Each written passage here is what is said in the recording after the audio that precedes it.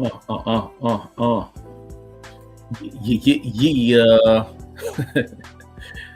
Nah, man, we about to get started, man. Y'all ready? All right.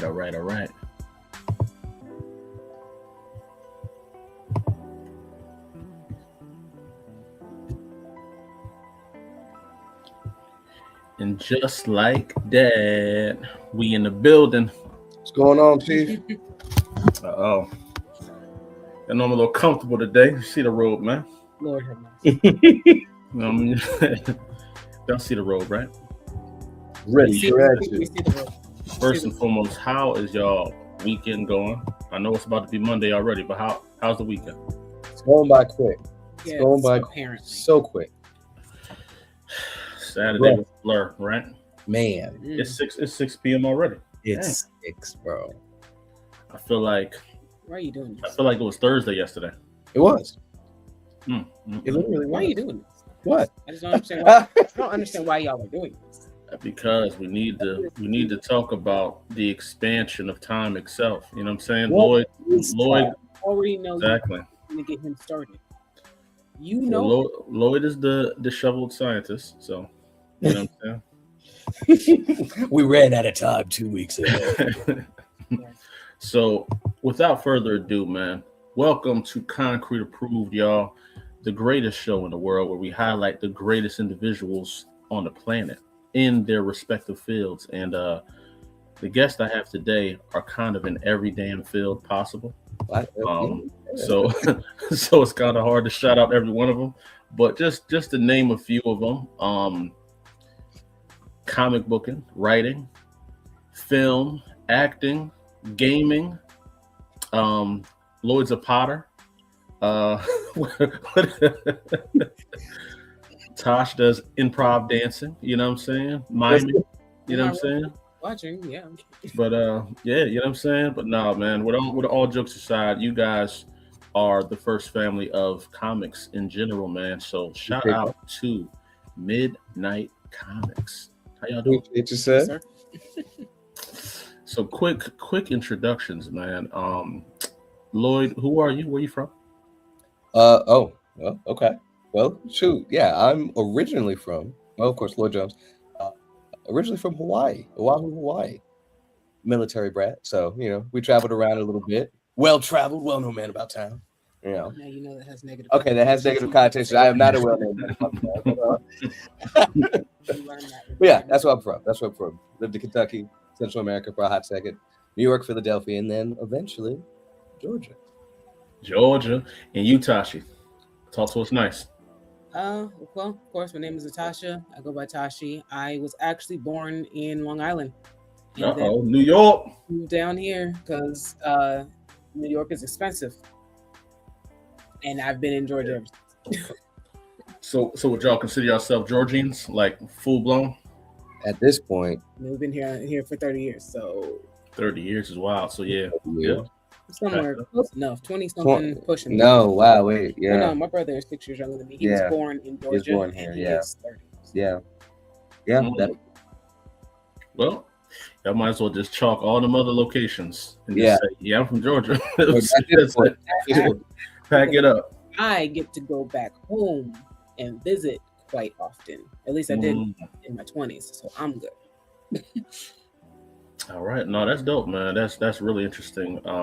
I guess I want to ask how much of y'all upbringing exists in like who you are right now. As far as, because y'all are well traveled. Yeah. How much does that play a part in to who you are and your creative vision? That's heavy. For me, a lot, because I was born in New York, but my grandparents are from the Caribbean. And I spent a lot of time with my grandparents growing up. I've been to both islands in which my grandparents come from, because one is from Barbados, the other is from Antigua.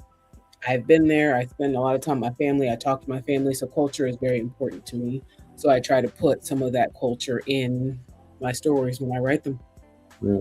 That's dope. No, I think I have plenty. I feel all over the place all the time, just like how we traveled, right? Anytime we're working on something, it's like, oh, let's do this, let's do that, And so in regards to where I pull from in regards to stories and stuff, you can see vast differences in, The Last Day So Unbeloved. You're like, this is completely different voices, completely different feelings and stuff like that. And I think that comes with the culture shock from all the different places we live. I think I failed to say that I lived in Kentucky for a while. You said Kentucky. Did I say Kentucky, man? I thought I said Central America, but yeah. So the vast just going from Kentucky to Central America, just again the culture shock. And I think that translates in my writing and the different themes that I pull through. Yeah. For those of you listening to Lloyd's story, he might be a drug mule. Watch yourself. Stupid. They were saying from Central America, Kentucky to Northeast. I don't know. He's like, you're not going to put the allegations here, sir. Somebody might got to do some investigations, man. But so we're about to get heavy with it, then, man. Okay. So let's talk about Midnight Comics. Let's talk about the origin story of Midnight Comics and how you guys came to be. You want this one this time? So, as I guess some people know, we are huge anime watchers, manga readers, all the stuff. We finished Naruto and we looked at each other and was like, that didn't make no sense. Madara should have won. Kaguya wasn't even needed. Mm-hmm. And we're tired of mainstream creators being afraid to pull the plug. Let the good guys lose. Let people die. All those kinds of things. Where are the stakes? Where are the risks? Right. So we said, you know what? I said, you know what? We can make those stories that aren't afraid of those risks, that aren't afraid to take those chances, because we want to see them more often. Mm-hmm. And so then after a year of, come on, we should do it. Come on, we should do it. I finally dragged this one along for the ride, and he agreed that we should do it. And then we started writing our own stories and creating our stuff, and then Midnight Comics came to be. No, that's dope. That's dope. So let's go back a little bit before that, right? Before you guys had the idea of Midnight Comics, where were you separately, and how did y'all come together? So we had a tendency to do how we would have done it, what ifs. Okay, I had a tendency of doing what ifs and how we would have done it and stuff like that. So when we started to do that with the Naruto situation, again, we had already written fanfics. So I wrote, we wrote fanfics. I do have fanfics. That was a lie. We've been, to answer the question, we've been storytellers forever and a day. Tasha with poetry, writing scripts and stories and stuff like that. I used to want to get into game art and design. I was inspired by two things: Star Fox 64 and Metal Gear Solid 1. The stories in there, absolutely fantastic. So part of the origin story, I would be remiss if I did not bring up the pandemic.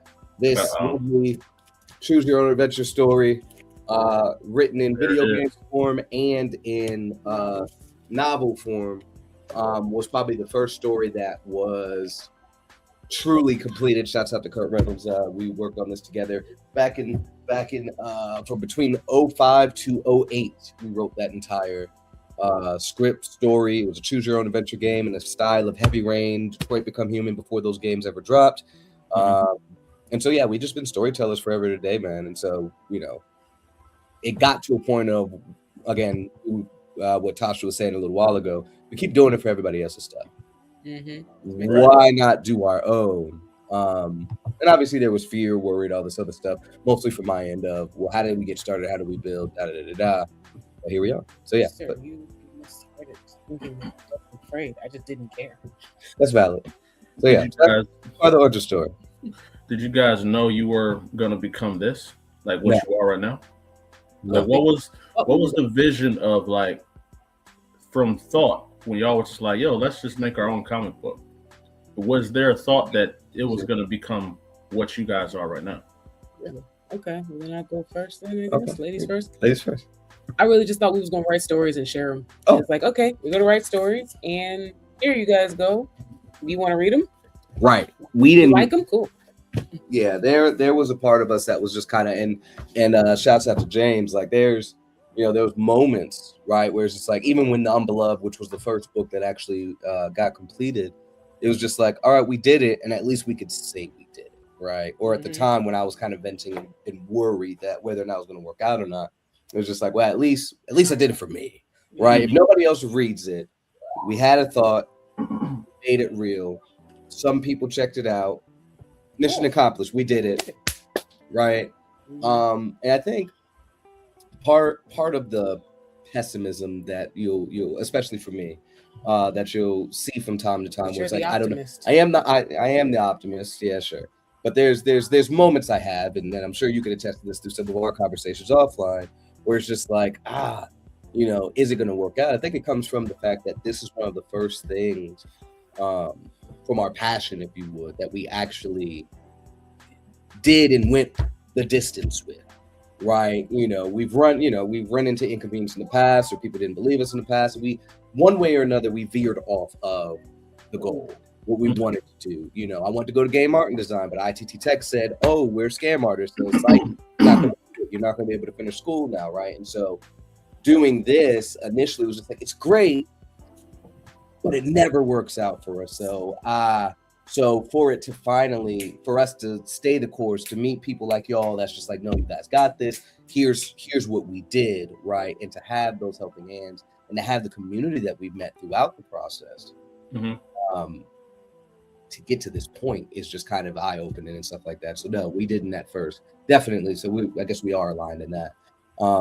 We just thought we was gonna make some books, say that we did it, and say, all right, this was fun, y'all.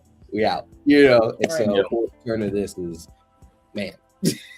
So what made you guys think of the business structure? Like, why the name Midnightcomics? Oh, I like this one. You came up with it. Yeah. So several things, right? Again, like Tasha said, it was about those risks, the stakes, and all this other stuff. And so two things we thought about: the doomsday clock, right? The X amount of minutes from midnight, right before the end of the world. We wanted to talk about. There's obviously we wanted to tell mostly Black stories. There's a gentleman, real cool guy that we went to school with. His nickname was Midnight, right? And so in my head, I'm just like, yeah, like Blackness, awesomeness, right? Midnight, right? We're gonna tell Black stories, so on and so forth. And nobody said it to him in a negative connotation. It was just, he was cool. He was just as dark as midnight, right? And so it was just really cool in that regard. But in regards to the logo, diving into that, of course, we have this blood moon situation, and there's biblical relevance to it. But the reason why we did that is because although, things are going to seem bleak, things are dark, things are going to be grim, there's still light, right? Which means there is still hope, right? And so although that blood moon looks ominous and stuff like that, the fact that we're seeing that eclipse, the fact that we're seeing that happen, there is hope, and hence the characters that we're showcasing. And although maybe they'll fail from time to time, they still will find a way to prevail in the end. So that's dope, man. That's super dope. All right, so Tasha, I got you with this one, man. Why comics? Out of all the mediums out there, right? There's, all the things that you do. Why is comics the number one, the main focus right now? And why do you think it's been the best to get your message out there? People keep asking me this question lately. I think originally I went with comics because I knew that Lloyd would prefer comics. And I knew he had written a manga back in high school, where at a time when I was still trying to write a novel. And I have started several novels, and I've never finished a single one. Mm-hmm. But I have written plays. And so I was like, you know what?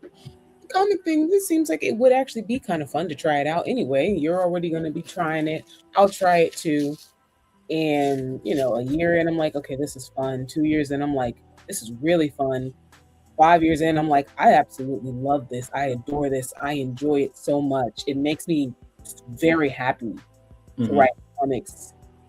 And I've learned a lot as an avid lifetime reader. And I've gotten to the point where I've started going around and going to conferences and speaking engagements where I talk about using comics to push literacy over novels and chapter books, because I think they work better overall. I've seen that in teaching my kids to read. I've seen that in other kids that I've worked with, and it's just become this huge passion for me. And I feel like, even though I've read comics my whole life, I feel like in the last few years, I've definitely been like, everyone should be picking up a comic. I don't care who you are. I don't care what you like. Yeah. You should be reading a comic book. It doesn't have to be a superhero comic book. It doesn't have to be that. There are romance now comics. There are sci-fi comics. Comics is a medium. There are several genres. So if you have never picked up a comic, you should be picking up a comic book. No, that's dope. In an alternate reality, there were no comics. What would you be doing with the same message, same vision? Unfortunately, probably novels. You know what? Take literature straight off the table. Take it straight off the table. No literature, no books, no nothing. What would be the other alternative to this in an alternate reality? See, that's the crazy part. Unless we just make up new words, there is no alternative to literature because literature is in everything. Sure, I could say I'll make movies, but you need to be able to read and write to do movies. Right. You need to be able to read and write to do animations because we need scripts. You got to read those scripts because So you're saying there's no reality where y'all ain't making comic books, or at the very least writing something. Entertainment life, the world cannot exist. The world cannot move forward without literacy in reading. What's going on, Terrence? How you feeling, man? No, that's dope. That's dope. Lloyd, same question, man. In an alternate reality, and comic books weren't on the table, what would you be doing to get your mission out there? Oh man, at the end of the day, we're storytellers at heart. I think I would have tried to figure out gaming. I would have to try to figure that out. Again, because that was the initial passion. I knew how I felt playing Star Fox 64, playing Metal Gear Solid, how deep the storytelling was. Again, that emotional experience through it all, right? And so, yeah, I would still try to find a means of storytelling through video game design. And that's why I think I did pick acting because it's like, I mean, I do still do it already, but comics would just be more of it. Gotcha. Yeah. How did you guys feel holding your very first comic book in your hands? Man, there was a joy. Because again, this was the first anything for real that, hey, it was idea. Like, sure, we wrote The Pandemic, right? But like, it was supposed to be a game, so it never came out. We wrote it in novel form, but we never officially published it, right? So we finished the projects before, but to now and got it copywritten, still have the original copyright document, everything, but never published it, right? So to have that book, open it up and know, right? Because at that point we had our fledgling website at the time, and the intent was there, and it was just like, this is real, and we're actually about to do this now. Holy crap, man. We were just recently in preparation for this Kickstarter, going back and looking through those, and it was just such a it's like opening a time capsule, just looking at the joy, and we tried to tell our interns, it's like, don't lose that, because it's like, there was a small point in time where it was just like, all right, that next book's out, great, all right, we're gonna get to the next one. No, pause, like, wait a moment. Like, you made something from an untangible idea to an actual physical thing, and man, I tell you, I could not stop cheesing. There's pictures somewhere. Well, there's pictures plenty of places. There's pictures of just this wide-eyed, just rose-colored glasses, just joy. Like, wow, like, we did this. Like, it's real. It happened. There's nothing else to wait on. We just got to give it to the people now, and so it was just absolutely amazing. Tosh, so we talked about the good, right, of getting into comics. What is the bad? What were some of the hardest times of getting into the comic book game? So, of course, comics is a straight white male industry. Mm-hmm. It has been. Hopefully, won't always be. So, first off, coming in as Black people, even though there are plenty of us, people just don't see it. Is complicated. It's like, oh, you want to tell Black stories? Well, that's stupid. You're racist. This and that. And it's like, what? That doesn't make sense. You guys leave us out of everything. We just want to make our own space. And then coming in as a Black woman, and dealing with the offhanded misogyny that comes with that, Sometimes it's direct, sometimes it's not. Comments being overlooked just because you're a woman, all of those things are rough. They're not going to stop me, but they are rough, they're annoying. But you know what? We get through it, we push by, and at the end of the day, we win anyway. No, that's dope. That's definitely fire, man. You know, y'all know I know. Y'all know I know the experience and what it's like and what it takes to get into this game and having that first comic book in your hand. Uh, I don't know about y'all, but the first one I got, seeing them edits, seeing things you got to correct. You know what I'm saying? Book texture stank, but just being happy that you made something, right? Right. Because going back and looking at that original one, stank, right? if I may steal this for a moment, I would like to. Okay. Oh yeah, no, please do, man. This is the original everything. See, don't look as bad. It don't. Crazy. You know what I'm saying? That original version of the logo on there, like it stank. The font ain't all that great, but it was there. There it is. You know what I'm saying? And it's grown. And the edits will come, but man, so glorious. The first one. Yeah, no, for sure. It made you guys who you are, but you know what I'm saying? Brief second, anybody that's on the stream, everybody's on the stream, first and foremost, hit the like button, right? Please do that. Secondly, share the stream, and most importantly, go support this Kickstarter. The link is in the bio. It's also in this comment section. You guys can see that. Make sure y'all go and check it out. You know what I'm saying? I know the white thing vacuuming back there. She better get it in. She better get it in. You know what I'm saying? The audacity. This commercial break has been brought to you by Dyson. The audacity. It's your vacuum cleaning needs. Loud ass vacuum, right? So let's I'm gonna mute my mic real quick so I can go handle that. But I want to ask you guys a question, man. What makes you different from other publishers? Okay. You want to hold on one second, because I'll be right back. Okay, you go first. Oh, did he want us to do that while he was gone? Yeah, okay. He was saying. I think. So to start off, obviously this is a husband-wife duo, so I think the direction that we take, in regards to the story, the ideas that we're able to bounce off of each other is one of the things that sets us apart. But I think, again, how do I want to say this concisely?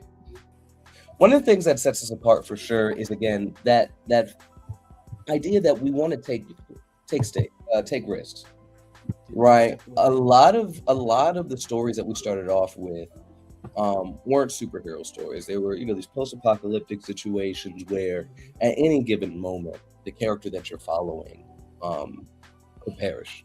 The villain can win. And we're not afraid of that, right? Because there is legacy with the characters, right? One example that we bring up all the time is, hey, Batman, there's a universe where Batman died, right? In that universe where Huntress was his daughter and Robin obviously was still just Dick Grayson, and they were the dynamic duo. And he's like, oh, Gotham needs a Batman. And Huntress says, no, Batman's gone. There's only one Batman, and he's gone. We're the legacy, right? And so to be able to tell stories where we're not afraid of letting the story move on, right? And again, and not we just in legacy, but also in death, in loss. And so there is going to be a progression of time. There's going to be, some unexpected changes throughout the course of these stories and stuff like that. Our entire universe does not hinge on a single character.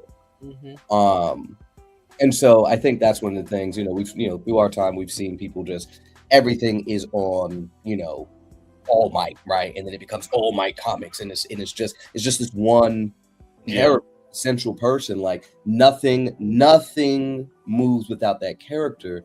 And one of the things that we want to do is make sure that, and when he says other publishers, I'm also thinking about DC and Marvel in this as well. Right.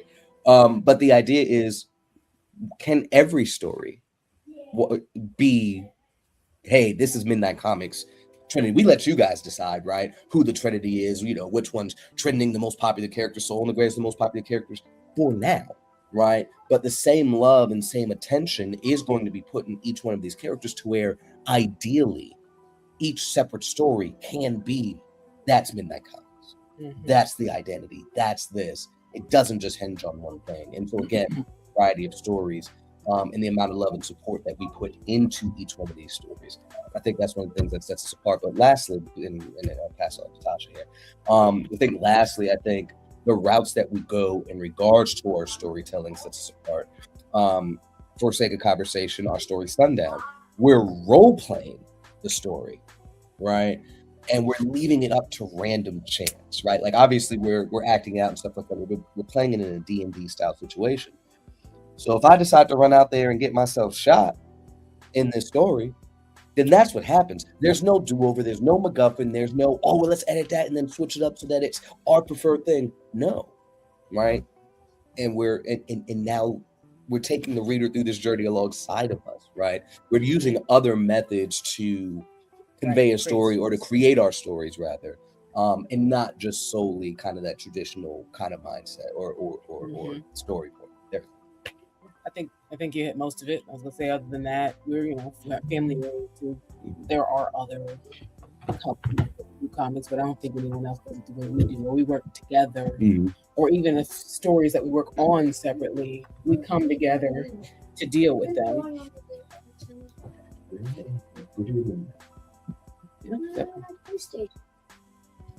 One more.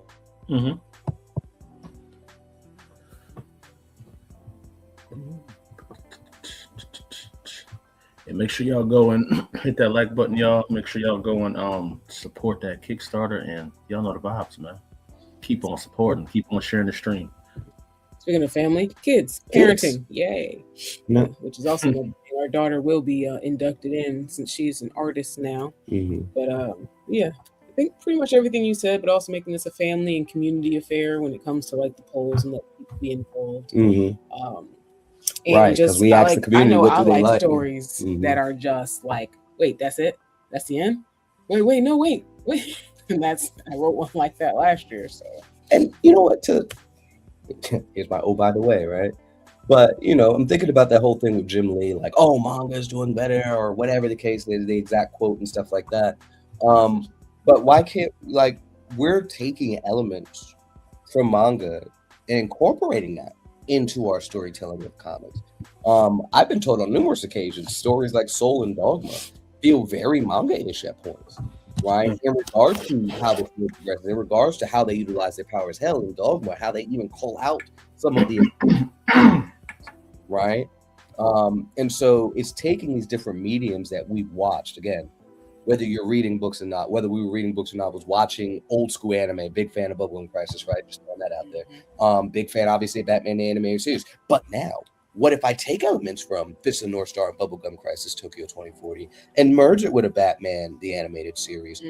All of my favorite portions of both into one thing. That's quite the unique setup. That's quite the unique kind of references, if you would, in regards to stories and stuff like that. And again, two completely different mediums, but storytelling at the end of the day. And so, again, taking these different inspirations and stuff like that and saying, because a lot of time what we do is, what would we do in this situation? What would somebody that we know with this personality type do in this situation? Or sometimes just, what would happen if that character didn't have that thing right there? Right. And that leads to a new story idea. And it leads to a whole other story idea. But that goes back to our mindset of what we were doing before.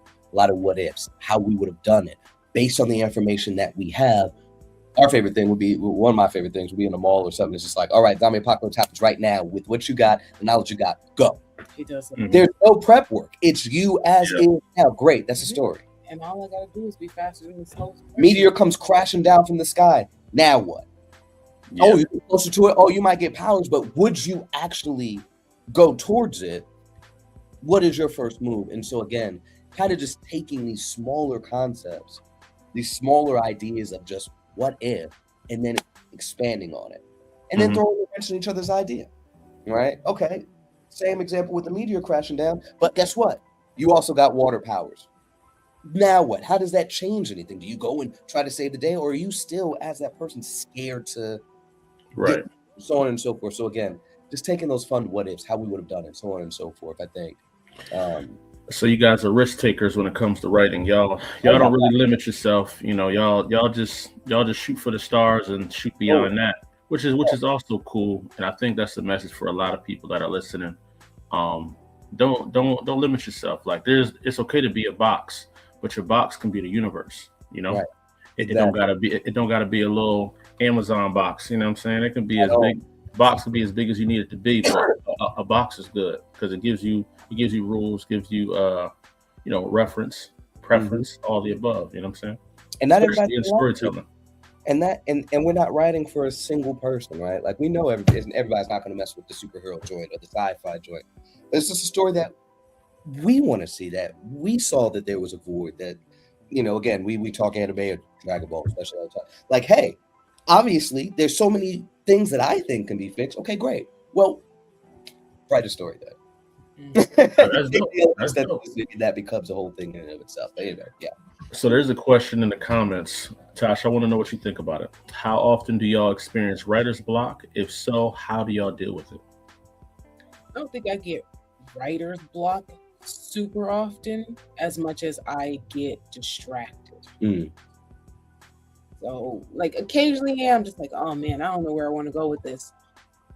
And so I just go out and I take a break. I get some inspiration. I read, I watch stuff, and eventually something will click. But I think a lot of the time I'm more stuck because I'm not focused. I have ADHD, so I'm all over the place all the time. Y'all see a very, very reserved and focused version of me where I'm focused on the task. I don't see, I mean, you have, obviously. You've seen inside the home, but like most the rest of everybody sees me in focus mode. They don't see how my brain is all over the place, and on times I just can't focus. And again, I do the same thing. I just do something else. Yeah. And usually I'm like, all right, I'm ready. I'm inspired. Let's get back to writing. Sometimes it's get back to writing The Gray, for instance, because it's like, oh man, I got to finish that up. I know where I want to go now. I've got it. And then I'm just in a flow state. Other times it's, I had a different idea and I'm going to focus on that because right now that's what I'm inspired to write. I think a lot of times we try to force ourselves to work on something we're just not ready to work on. We're not inspired to work on. We don't want to work on, instead of working on what it is we want to work on in that moment. Work on what it is you want to work on in that moment. And that makes it so much easier. Yeah. No, that's dope. For sure. Leads to my next question for you guys. What legacy do you want to leave? When it's all said and done, if y'all was to close up shop, what you want people to remember about Midnight Comics? And both of you. That we followed our dreams and never gave up. That it's okay to tell the stories that you want to tell. And that the characters could look like you, be like you, be you, right? And showcase that you have value. You know what I'm saying? So yeah, I think concise version. Wow, Lloyd, you're so great, man. One day I wish I could be like you. It's daily basis with these two. Yeah. Oh my God. Oh man. Jeez, Lloyd. It's such an admirable dream. That's dope. That's dope. All right, Tosh, what legacy do you want to leave behind as a married couple, the first family of comics? Authenticity. Authentic stories from people who are as authentic as we can possibly be, who are real and who are creative. You know, want people to see that we are creative and we chose that, and that creative fields are definitely reachable no matter what, people will tell you. I know it's not as off limits as it was when we were all growing up, but there's still like a certain subset of people that's just like, you don't make a living in creative fields. That's a side project. Right. And I want people to see that, no, you can do this. You don't have to have a backup plan if it's what you really want to do. Right. Very, very admirable. Well, we got Steph Willie in the building. Hey, what's going on? That's dope. So, that's amazing. I love the legacy that you guys are looking to leave behind. Before we go to the next main topic of everything, shout that Kickstarter out one more time for me, Lloyd.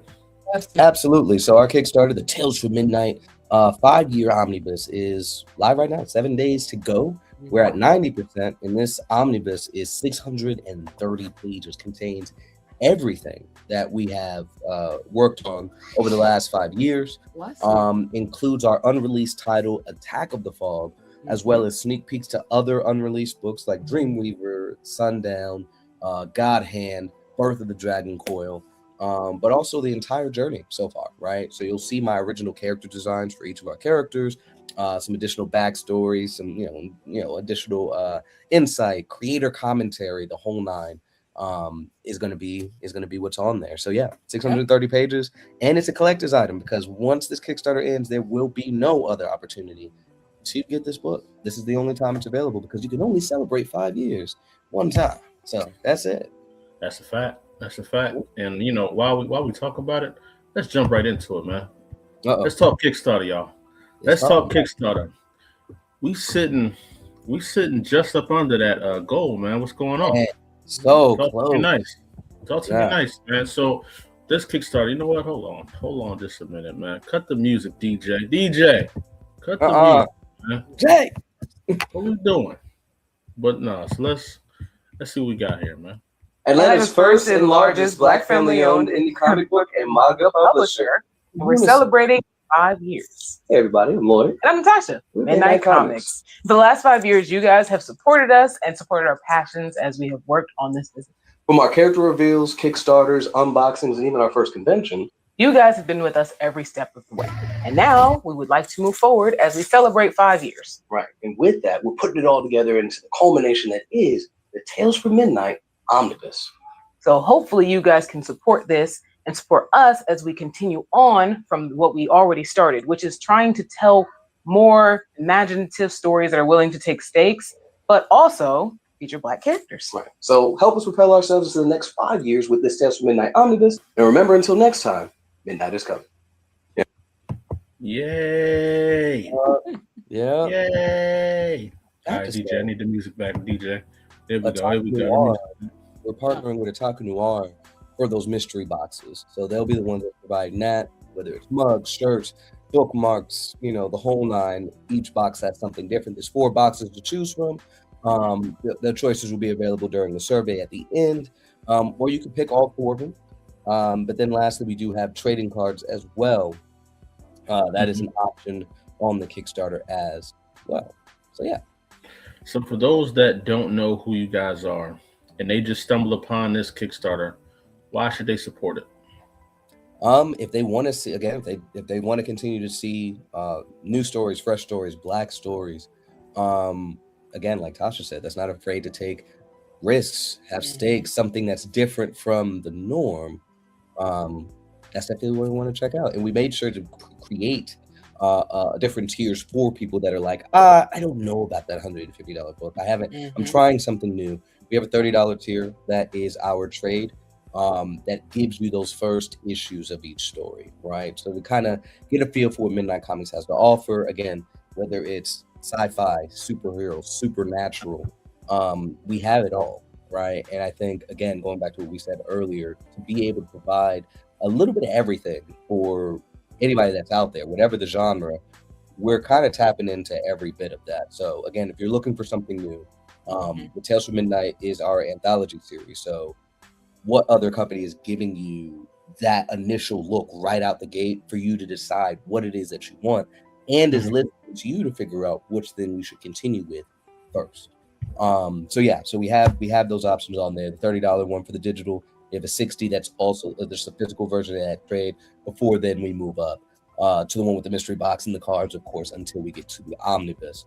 For you to be like, you know what, I want to go all in with what they have to offer. So yeah, no, some great tiers on here. I mean, we got the digital for $30, where you get everything, right? 100+ pages of Midnight Comics PDF. Comes with a digital wallpaper. Yeah, very, very, very sexy, John. Thank you. I feel for y'all when y'all got to put that all together, though. But you know what I'm saying? I feel for y'all. It was already together. Yeah, Lloyd spent the last. Oh yeah. Together. Yeah. 5 years putting that John all together. There's probably like a tweak here or there left. But it's done. It's done. That's yeah, dope. it was every bit as tedious as you imagine. And we But I got like Tales I from like Midnight.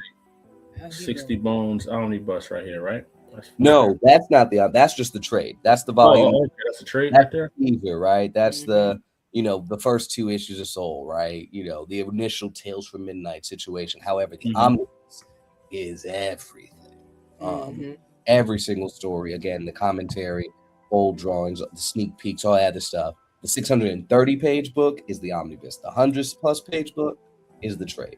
630 is crazy, man. Got Yeah. that omnibus it wide, man. The omnibusy. The That's omnibusy, baby. I got to tell in the mystery box. That's fire, man. This is a dope experience. Like, how much went into that? Like, when you guys were planning this, were y'all really thinking about the experience that the fans and the consumers would get? You know, Absolutely. Yeah.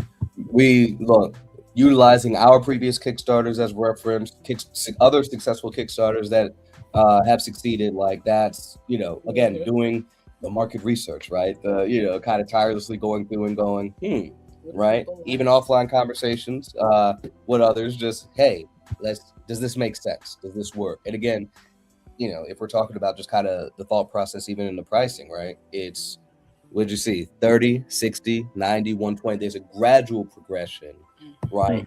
And trying to make sure that it makes sense. That we wanted to stay at that 150 price. We wanted to make sure that we were doing a kind of a competitive price again with your Marvel and DC, right? One of my references was a Marvel Zombies book that I had gotten for, I think it was $175, and it was like, okay, now it's not as many pages as that, right? But we are indie, right? But we wanted to make sure it made sense, so it was like, okay, that's going to be $150. But now, what's going to come before it for all the people that's like, I don't know you yet. I don't know any of your stories. I don't know if I want to drop 150 on it. How low? What can we offer below that? And then that's when the Tales volume came into the picture. That's a book that we only sell at conventions. So there is a value. There is a desire for that because people are like, oh man, can I get this on the website? Nah, you got to get it here. That's it. So there was plenty of people that have followed us at, from BlurCon, DreamCon, any of those other previous conventions who were like, okay, that's the one I'll get to go ahead and try it out. So, okay, bet. What do we sell that for at conventions? And we kind of, again, price that accordingly. And so it's just, how do we raise it up to that 150 and beyond and make sure it makes sense? So, yeah, just, that's fire, again, man. previous experiences and bringing it all together. That's truly inspiring, man. This is a really big Kickstarter for you guys. I know this is a milestone already. It's already shattered all previous campaigns that you have done. So this is right here setting the bar for this is setting the bar right here, man, for where you guys are going and what's next coming down the pike, man. So we need to get to 100 backers. 100 backers will exceed this easily. So 13 of y'all, get up in there, man. Stop playing. Stop playing around. You know what I'm saying? So now, last words for the Kickstarter, man. Please, back, sharing. Even if you don't back, if you can't back, sharing is the most important thing because visibility, especially in the indie space, doubly in the Black indie space, is vital. Right, we're already going against the algorithm. We're already a drop in the bucket of all the noise that is social media.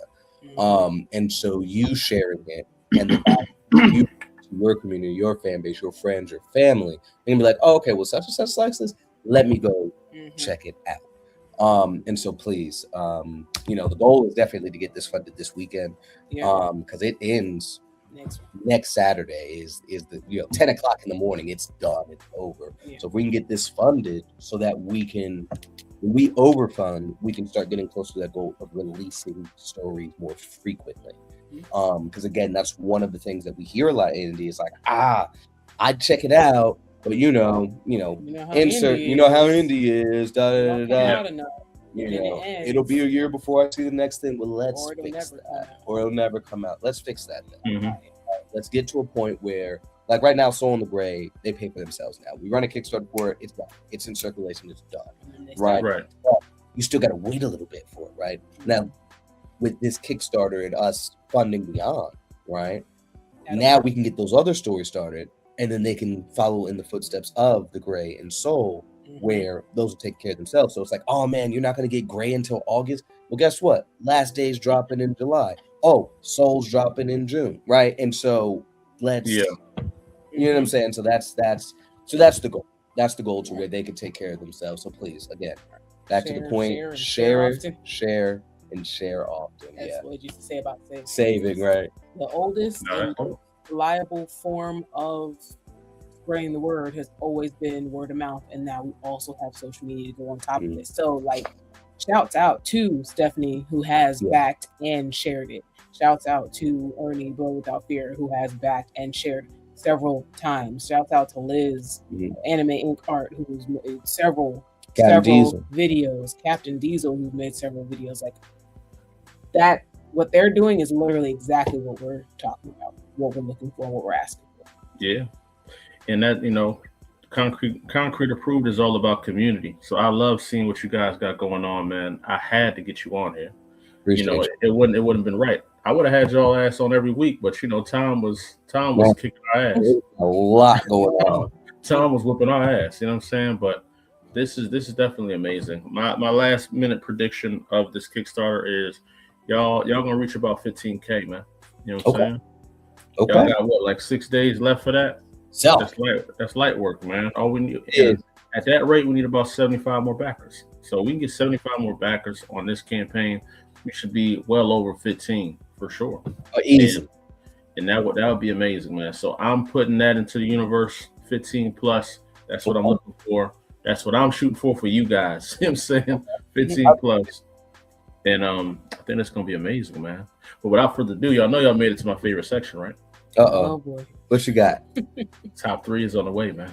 Top 3s. Let's get it. I promise the followers, I'm gonna have a little top 3 animation soon, some all that weird stuff. But right now it's just me saying it, y'all. You know what I mean? It's just me. So both y'all have to answer too. Like y'all can't be like no Unimind, okay? It's both of y'all. Okay. All right. So let's go, man. First top 3. Top 3 airplane movies. That means a movie consistent of anything involving an airplane. Okay. Airplane. Snakes on a plane. No, that's why I said it first. I was about to say it. I said it first. Yeah. Airplane. Okay. Snakes on a plane, slow plane. 2 more left for both of y'all. I said Airplane. Airplane is a comedy movie from like the 80s. Okay. I like that. I have it on DVD. Like. So you got Soul Plane and Airplane. Lloyd got Snakes on the Plane, right? Mm-hmm. Come on, Lloyd. I need you in the cloth, man. It's 2-1 right now.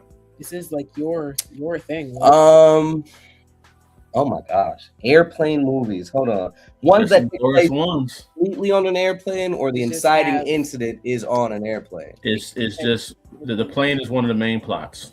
What's it called? Nicolas Cage. There we go. I was hoping someone said On Air. Damn. Okay. Yeah, that's a good one. Damn. I was definitely about to pull y'all card if y'all ain't say Con Air, man. Oh man. What's the zombie joint that was on the plane? It's like a B movie. It's bad. It's just bad. That sounds like something you've seen that I didn't. Oh God, I think it was something corny like Zombies on the Plane. Hold on. Let me make sure. I don't want to give you the wrong name. Here we go, cheating. Here you go. No. I'm specifically looking up to see if it was literally called Zombies on a Plane. Snakes on the Plane, Passenger 57. Oh no, it was Flight. No, it's called Flight of the Living Dead. Good choice. Con Air, yes sir. Con Air is one of them.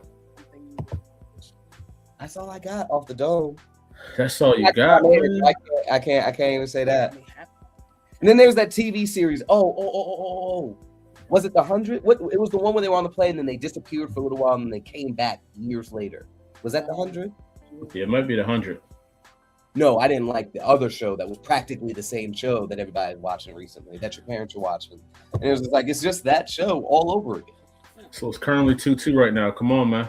One movie each. I got nothing. I ain't gonna hold you. I ain't got nothing after that. Man, that's crazy. Okay. Ain't no Top Guns in here. Ain't none of that. I'm not a Top Gun guy. He's not a Top Gun. Oh, he's not. No. Well, when I was excited about seeing the last one, he was just like, No. I was like, oh, okay. No. Well, No. Well, it's shit. Like there's Black Hawk Down, which is a kind of a helicopter. Military in general. Yeah. There's a lot out there, man. But you know what? The final Tuskegee fight was that Airmen, Broken Arrow. You know what I'm saying? Maybe if we're gonna count that, I mean, at the Red Tails. Look, man, y'all got Red Tails out there. Y'all got. That's valid. no, we still never saw it. Right. Still never saw it. Black Card gotta be Okay, give us another top three. Come on, brother. That's Come All on. right, top three. I got y'all. I think this is right up y'all alley. Top three, and y'all can't have the same either. So Okay. top three. I'll go Tosh first. No, then not Lloyd. Lost. There was another joint. Yeah, no. There was another joint. If it was Lost, he'd have known. Last year. No, not Lost though. All right. Top three worst fighting game characters. Tosh, you go first. And Lloyd, you shut your mouth. Lloyd, you shut your mouth. Oh, I got one right now, ready Worst. in the chamber. Top three worst fighting game characters from any genre. Call out the character and the genre. Okay. And you mean the game? Oh, the game specifically? Yeah, I mean the game. Okay. Dang, I can't think of too many I don't like. Oh man, I'm ready. I'm ready. Okay, Lydia from Tekken. You know I play a lot of Tekken, but there's not a lot of characters in Tekken I don't like. I'm talking about like you just think they just trash, whether it be to play against or to play. Okay, I hated playing as Kratos in Mortal Kombat. So now that's because he's hard, but still bad for me. Okay. So we got Kratos. Most of the characters. And then I said Lydia from Tekken. It's gonna have to be a game that I don't play like that, which means I'm gonna have to really think.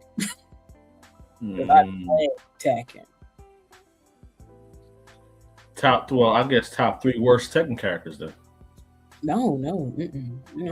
I already had one from Tekken. That's all I can do. All right. All right, go I'm ahead. ready. You can do two. Dan from Street Fighter, I forgot about Jack that. from Tekken, Mm. and freaking Maxie from Soul Calibur. Okay, no, I'm joking. Voldo. though. Don't you dare. Ain't nobody like Freaky Voldo, man. That would be a hero, don't he? Fuck him up, bro. Freak ball. But Freak Jack ball. from Tekken, garbage, bro. Jax is definitely trash, but I will say Trash. that boy Micro is a monster. Who? On Tekken. Our guy Micro, man. He's pretty nasty. He's pretty nasty with all characters, man. So that's Jack your regardless, though. okay.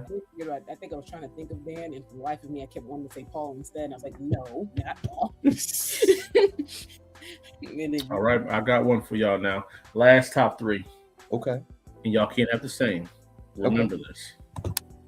Top three indie comic moments. Ooh. When Children of Chaos came down to Accolade. Okay. Pete.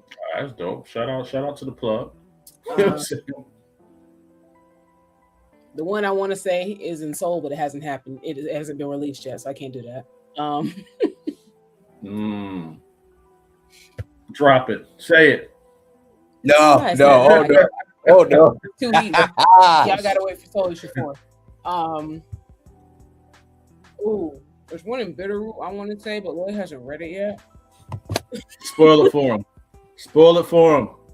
Just there's a part where stuff goes to hell just in Bitterroot. That's all I'm gonna say. That's dope.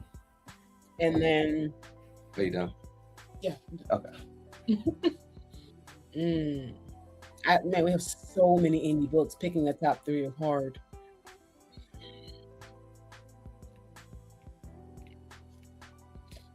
Especially top three moments.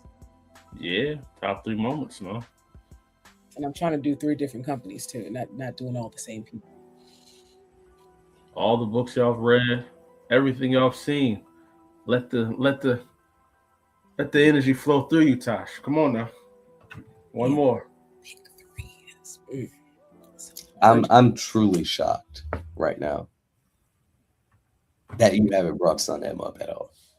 God damn, yeah, that's true. That's crazy. What was the name? I always forget the name of the dang book, despite the fact that it was so good. Oh my god, it was so good. I couldn't pick a moment from that book. The whole book was just so good. The whole book was a moment. The clock has started, Tosh. You got 30 seconds. And it must be what you stamp. You know what I'm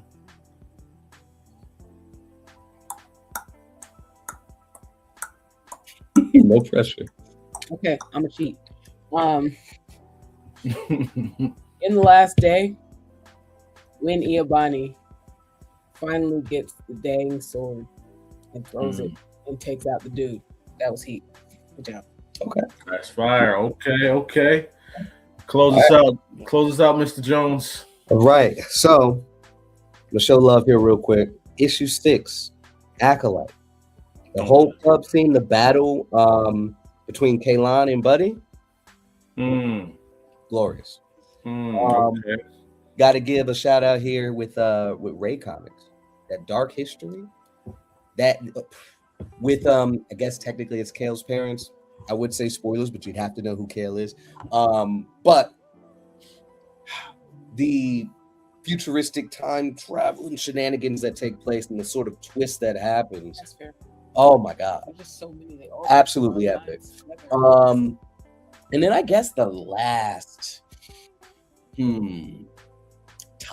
last one. Hold on. I'm gonna have to give a shout out to our amazing interns that created Kyotera. It's a kind of horror version of a Pokemon Go situation.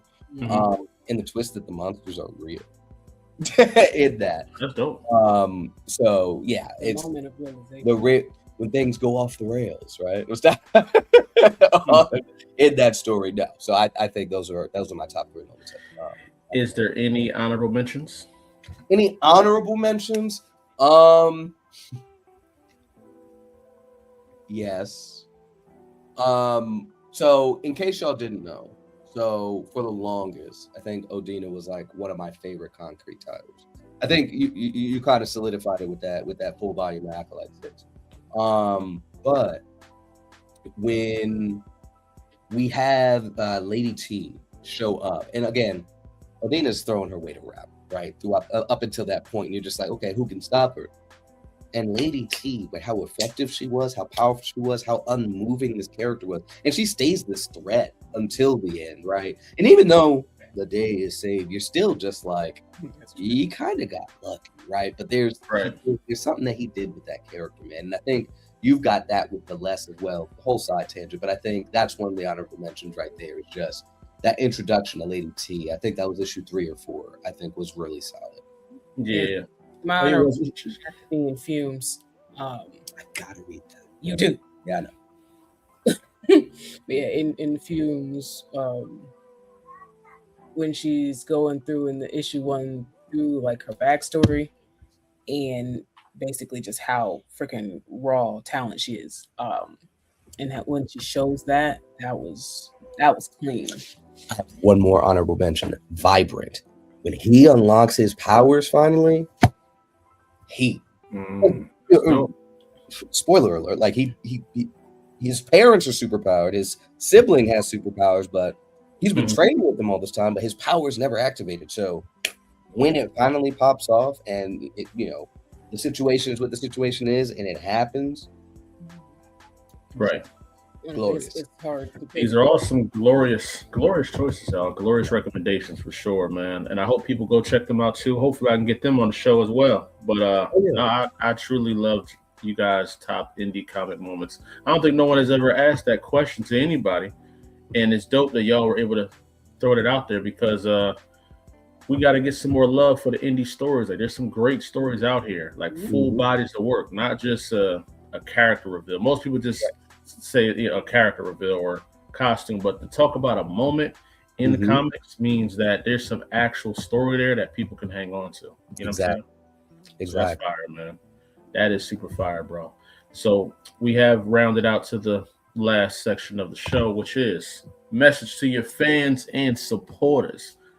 Let them know what you guys want them to know, where to follow you at, what you need them to support, and how many more backers you need to get to that 15K goal. Which one? Just the question in general. Yeah, just where to follow and stuff like that. Thank you, first off. I think we always start off with that because it's the most important thing is to say thank you to the people who have done exactly what we've asked, who've supported, who've been there, who've been talking about it, who've been apparently speaking names in rooms that we didn't even know that people were speaking names in Right. from what we were told a few times over the last few weeks. But thank you for that. Of course, back the Kickstarter if you haven't already. If you back it, share it and tell people you backed it. If you can't back it, share it and tell people to back it. You can find us at midnightcomics.org, sign up for the mailing list and get a free digital book. You can also find us on our respective podcasts that we have. I have Melanin Minds, which follow on Instagram, Melanin Minds 24, same on YouTube, which is all about highlighting Black women in the comic book and manga space. He has Indie Breakdown, indiebreakdown.com, Indie Breakdown Versus on Facebook and Instagram, and a whole group. Yes. Okay. To answer the question, how many people we need? If 6 people get the omnibus, it is funded. It's done. Donezo. So we need 6 of y'all. We didn't get 12 of y'all, so we can get 15. We're gonna get the right. All right, exactly. So yeah. So there's that. And like Tasha said, please, midnightcomics.org, Midnight X Comics everywhere except for Facebook, YouTube was just Midnight Comics. And just to throw out that with the indie breakdown situation, like of course we needed to make sure that we do top 3 bobas. This is what we do. But a catalog is being built right now on the website from A to Z of indie publishers, because to Lonzo's point, it's more than character reveals, right? There's people out here that are telling full stories, not just hype moments, not just my character is better than yours and he can do X, Y, and Z. There's people writing real stories, unassisted by AI, unassisted by any of this other stuff. Creativity is out there. People that have a passion for writing, a passion for storytelling, that want to get their voice truly out there, they exist. And the problem is simply visibility. So if we can become a resource to showcase people that are in there, that Black indies especially exists, good stories within that exist, and they are readily available, and you ain't got to search far, go to indiebreakdown.com, click on that catalog section, 100. And we're adding more daily, right? Definitely take it upon ourselves to do that, because if we know about it, then you definitely should, right? We don't gatekeep all the amazing creators and stuff out there because of the people that brought us in, that showed us the way. Shouts out to you, Lonzo. You were one of the first people, you know what I'm saying, too, when we were asking questions and new in the space. He was like, oh yeah, check this artist out, he's great. Oh yeah, take a look at these publishers over here, or learn from our mistakes. It's one of the things that you said to us, learn from our mistakes, so you ain't got to, and we've taken that to heart ever since, right? And so again, let's continue to show that love and show true community. It's more than a product, right? In regards to building community, we need to be trying to provide resources for one another, and one of our core values, if you would, is to pull while we climb, right? Avoid all the broken rungs that we had to go through, all the mistakes that we had to make. Let's help you get to a better position so you can do better and be better than what we were, especially at those early stages. So anyway, soapbox stuff. And I also have a catalog of Black women creators on the Melanin Minds website. Just throwing it out there. Because you said. There we go. So yeah. That's fire, y'all. Well, I want to say first and foremost, if ain't nobody tell y'all, I'm super proud of everything you guys have done. I've watched the journey. Y'all are some COVID babies. You know what I'm saying? COVID babies out here blossoming from the mask ons to the mask offs, you know? And y'all out here really just setting a nice trail for others to come from behind you guys, man. And y'all are always willing to reach back and help out others. So I definitely love that. I love how you guys lead with community. You know, y'all lead with family first. Y'all are a great example for, you know, married couples to link up and get it popping, man. Y'all are parents. Y'all do everything, man. So I just want to say I'm proud of everything that you guys have done and what you guys are becoming, because y'all ain't become what you're supposed to become yet. Y'all are on the way.